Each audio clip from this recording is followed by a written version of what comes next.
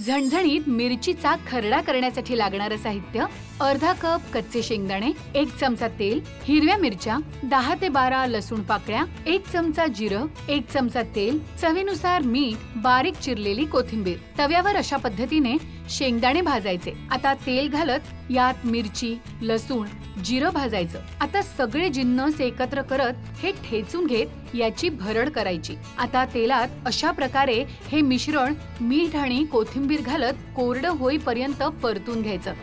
झाला आपला खरडा तयार। तवा मी इथे गरम करायला ठेवलेला आहे। यामध्ये घालूयात अर्धा वाटी शेंगदाणे आणि शेंगदाणे छान खमंग भाजून घेऊया। आत्ताच खरपूस भाजायची गरज नाही, हलकासा रंग बदलेपर्यंत भाजून घेऊया। शेंगदाणे मस्तपैकी भाजून घेतलेले आहेत, मस्त सुवास येतोय भाजलेल्या शेंगदाण्यांचाही। आता हे काढूयात आपण एका बाउलमध्ये आणि आता याच तव्यामध्ये आपण घालतोय अगदी थोडंसं 1 चमचाभर तेल। यामध्ये घालूयात मिरची, लसूण आणि हे तेलावर हलक्याशा भाजून घेऊया।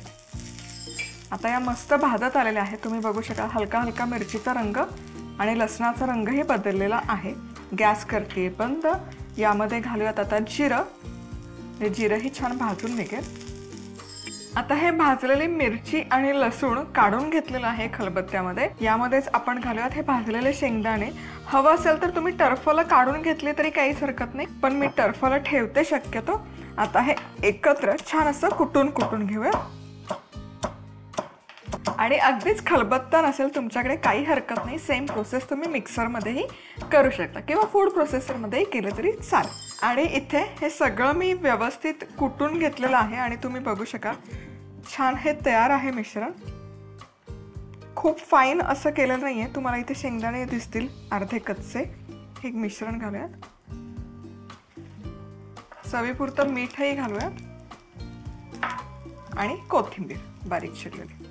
आणि हे मिश्रण आता छान असं खुटखुटीत होईपर्यंत, म्हणजे अगदी कोरडं होईपर्यंत, सुकं होईपर्यंत परतून घ्यायचं। असं कुरकुरीत झालं पाहिजे।